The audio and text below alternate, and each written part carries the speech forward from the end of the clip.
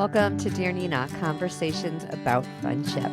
Happy March if you are listening to this in order. Not everybody listens to Dear Nina episodes or anybody's episodes in order. In some kind of podcast, you need to. It might be something more of a true crime kind of thing where one episode leads into the next. Mine is kind of a combo. You absolutely do not need to listen to it in order. Every episode is meant to leave you with something really concrete that you can do to be a better friend, have better friends. Those are the main goals of Dear Nina. We are having conversations either with guests most of the time or like today's. I am just talking to you directly, which I haven't done since early January. I really love doing a solo episode. I love being able to just speak from the heart, tell you what's going on. Then when we discuss the episode after the fact. Not everybody does, of course, but I do love hearing from people in the Facebook group or on email. I often will have a newsletter post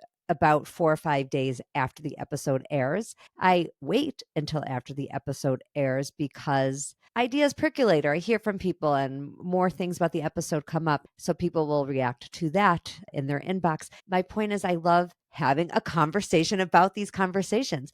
I named the podcast Dear Nina, Conversations About Friendship, because that is what it's meant to be. A conversation, not just between me and a guest, but between all of us. What I really hope is that people share episodes with friends. Sometimes an episode topic could be a way to approach a friend with something you want to discuss. And I don't always mean a problem. I don't talk only about friendship problems at all. I would say some of my episodes for sure are about friendship problems. Definitely when I'm answering an anonymous letter, that is what it's about.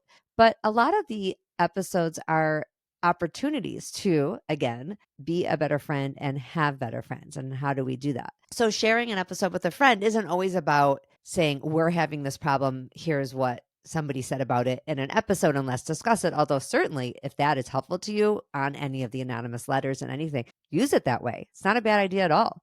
You can also use these episodes to share with a friend, just to say, hey, this is a great idea. I'm thinking of the February challenge. For example, I did an episode about starting a ritual. That might be a great way for you and a friend to brainstorm. Like each of you listens to the episode. Let's come up with some ideas where we could come up with a yearly ritual for us. This is also a great reminder that if you like the podcast and you're just looking for a small way to help it and be supportive of the time and effort it takes, sharing an episode with a friend is a fantastic way to spread the word. I have officially been writing about friendship for over 10 years. I started in September of 2014, and the podcast started in July of 2021. So this summer it will be 4 years. I need to do something special for that 4 year. I'd love to do a giveaway of some kind. I've only ever in the past done book giveaways. I would like to do a giveaway of something else. So if anybody has an idea, I would be really open to hearing ideas to celebrate the 4 year anniversary. So whether you're brand new to the podcast or you've been here the whole time, you might have a fun idea that you've seen on another podcast, or just, I don't know, something that you think would be a fun giveaway for perhaps more than one person. Today's episode is your March challenge. It is a friendship challenge that will, what is the theme again? We can all say it together, help you be a better friend and have better friends. All the challenges are for that. I've built these challenges based around things I've been seeing in the past 10 years. So many patterns come up.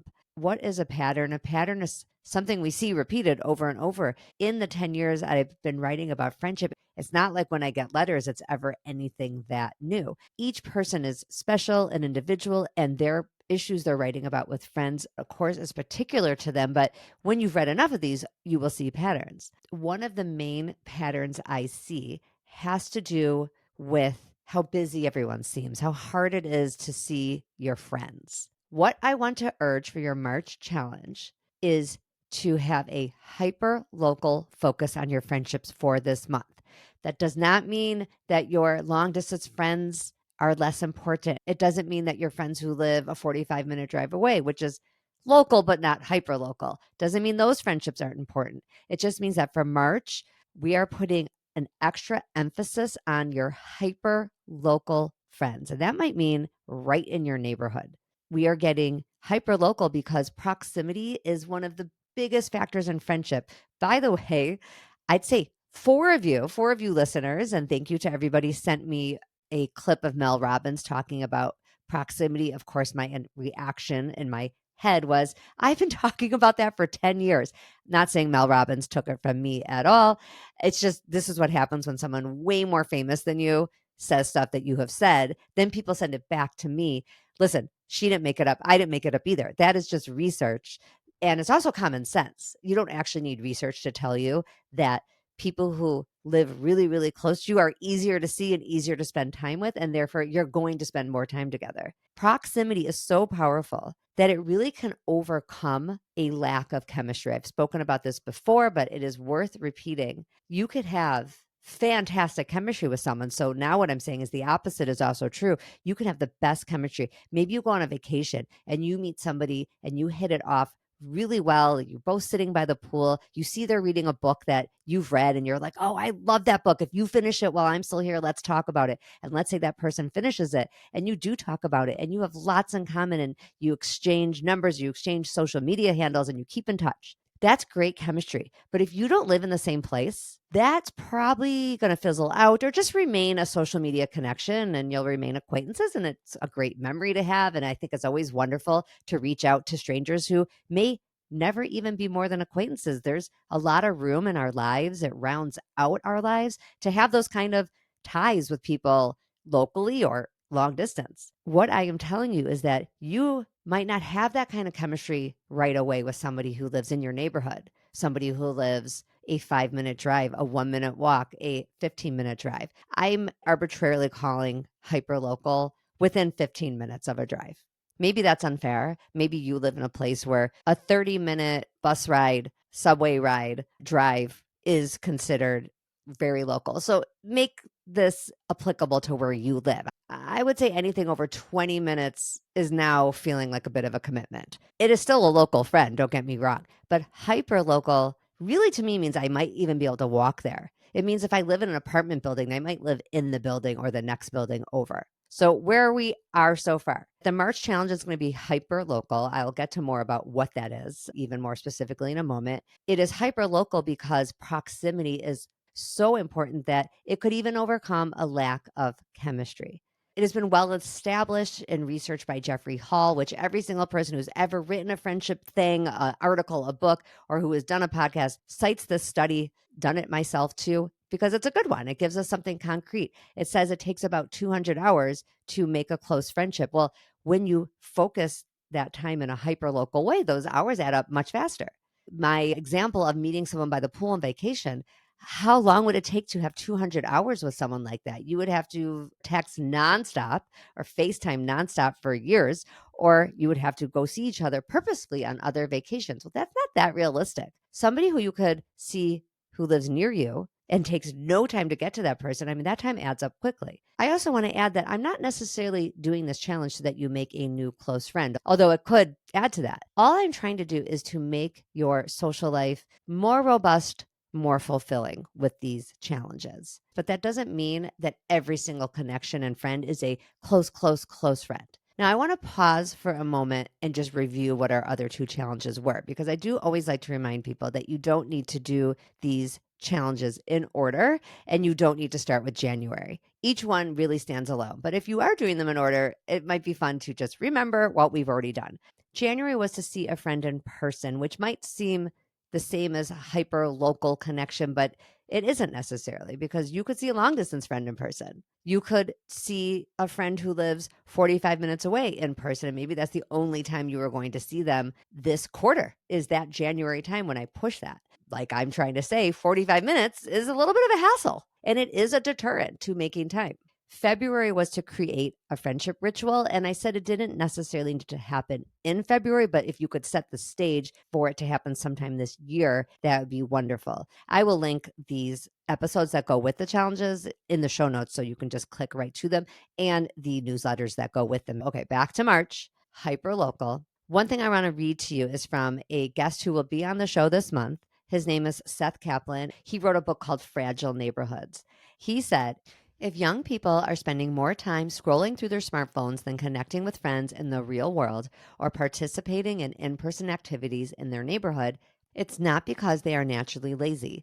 On the contrary, it is because they have been increasingly socialized to act this way. They've had little opportunity to experience the benefits that real life interactions can bring. They've accepted the reward of placeless virtual life as their horizon of happiness. There is a lot of talk lately. If you are on social media at all, you've probably seen it. And if you're not on social media as an active choice, then you're already partaking in this. And that is more and more people leaving social media, spending less time on it. I admire those people. That is something that I have found a challenge in my life for a long time. When you are an online writer, I started having articles in all kinds of different publications. Part of the expectation is you're going to share those pieces. You want people to read them. If you didn't want people to read them, you would be writing in your journal. I wanted to share my words. And where do you share them if you are not writing directly for the New York Times, who will share it for you? You share it on the internet. You share it on social media. And I did build an audience that way. So I'm telling you right now that that is a personal challenge of mine. Now, because I value friendship so much, I'm not saying I'm the only one, but I obviously very focused on it. I do make sure to see people in person. And I do think that's something that could help others, whether you're trying to get off social media or not. But to Seth's point, it could become extremely comfortable to have your whole social life exist that way. It feels like you are connecting, and you are connecting. I don't think it's fake. I think people choose what to put out, including myself. I am actually not interested in seeing every person's every single thought and moment. Of course, we curate. That's just natural. You curate in real life too. I'm sorry to tell you, if you think that social media is the only place we curate, I mean, if you brush your teeth in the morning and brush your hair and go out in the house in something besides your pajamas, you're curating what you are showing to other people. We all do that to some extent. So I don't fault people for that. All I'm saying is it is really important to not let that be your entire social life, because it can become way, way, way too comfortable. As we all know, in those early post pandemic times, some people really struggled to go back to real life, that comfortable nature of staying home, being in your pajamas, let's say, of not having to put a certain face forward. It was more comfortable. So we're beyond that now, thank goodness. I think the neighborhood and the hyper local connection. And again, if for you that means you still have to drive 20 minutes, that's fine. For me, I like hyper local neighborhood. I think that is such a incredible opportunity for feeling that your social life is well rounded, that all your friends and connections and people who matter to you do not only live far away and only live in your screen on your phone. What might that look like for the challenge? The challenge is to do one thing this month that is in your neighborhood. You don't have to host it or plan it. I know that people in my Facebook group, I can read your mind because I know what you're going to say. And some of you are going to say, I hate hosting. That's okay. You do not have to host. You can join something that already exists. Look in your library, see if there are events. Look on Nextdoor. Now, I know Nextdoor.com is also a hotbed of awfulness sometimes, but sometimes it's also where people post things that are going on. So that's not always the worst place to start. I know we have to start it online to go in person, which is sort of funny. Is there a local Facebook group where people are posting events that are happening? Somebody in my Facebook group has been talking about trying to start a book club in her area. It makes sense that she is finding those people first on Facebook, but her purpose is to get this conversation off Facebook, to do it in person, to meet at a cafe. That's something you could do. It doesn't have to be book group. It could be a discussion about a podcast, about a movie. It could be a TV show you're all watching. It could just be really as simple as neighborhood hangout. Now, I guess in these examples, I'm sort of implying you're making new friends, and that's fine. That could be one way this goes. This also could just be about maintaining connections you already have. So maybe you're just asking one person you already know in the neighborhood that you run into all the time driving down the street and you always wave. Maybe you're going to see each other on purpose and not just by coincidence. Can you meet for coffee? Can you meet for a bite to eat? Can you go to something together in the neighborhood? You actually could combine these two ideas, which is look for something that's already happening in the neighborhood, some sort of discussion, something at the library, a speaker's coming somewhere. Then reach out to somebody in your neighborhood who you wouldn't normally do an activity with and say, I really am interested in going to this. Would you like to go? I'll tell you something that I am doing this month that is hyper local, and it's not necessarily with people I hang out with all the time. It is something I'm planning on hosting, but it's because I want to do it. So My rabbi's wife and my friend, she's also my friend, is an incredible cook. Every time I go to her house for Shabbat dinner, I say to myself, why is everything she make so much better than everything I make? And I think I'm a good cook, by the way. I'm not self-conscious about my cooking. I like to experiment. I've gotten better over the years, but she'll put something simple together and I'm like, this is the tastiest thing I've ever had. What is happening?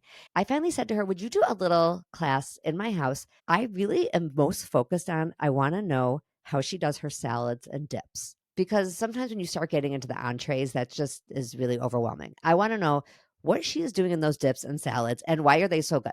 And I mentioned it to a few people who live in my neighborhood. They love that idea.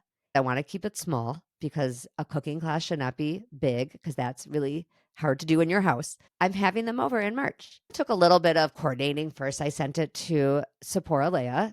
I had to see what dates worked for her. On those dates, what also works for me. Then I emailed the group and said, okay, here are 5 dates that work for Sephora Leia, that work for me. Would you like to come? By the way, a little trick I do to make plan making less annoying for people is I say, just email me back. First, I do it on email, not text. I know I'm really old fashioned, but I don't like making plans on text like that, especially if we're talking multiple people, multiple dates. I said, just email me back and then I will let everybody know what date works for everyone. I like that because there's 3 or 4 other people on this email with me. They don't all need to hear from each person what date works. That's how I'm answering this challenge of doing something hyper local with people I don't see that much, even though they live near me. They are my friends, and these are not strangers. They all are quite a bit younger than me.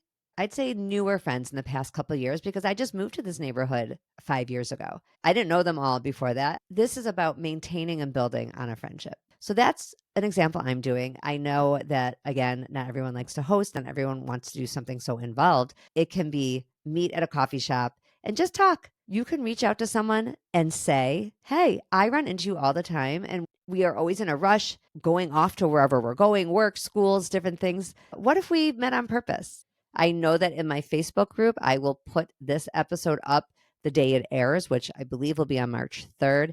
We'll hopefully start a conversation. What happens is I leave those posts up there I leave it up forever, but I put it up there and I encourage people to keep writing in under that post how it's going, how is the challenge going this month. And people are getting used to it. This is a new thing I've done for 2025. Like I said, I've been doing the podcast almost 4 years. This is the first time I'm doing consistent monthly challenges. I've sort of dabbled in challenges in other years, but not every single month. I hope this helps. I hope that you will really think about what you can do hyper locally. If I start to get more ideas from listeners, I will put them in the newsletter at the end of the week that this airs. And you can always find that when you come to this podcast late, if you don't hear this for a year from now. All of those will be in dearnina.substack.com. I have a menu tab that says monthly challenges right on the top. All right, everyone, don't be a stranger to me. I'd love to hear from you. Find me in the Facebook group at Dear Nina the Group. Email me, respond to the newsletter. There are so many ways to reach me. They're all in the show notes. Conversations about friendship is not meant to just be me talking to myself. I want to talk to you. I want you to talk to me. Come back next week for an interview. When our friendships are going well, we are happier all around. Bye.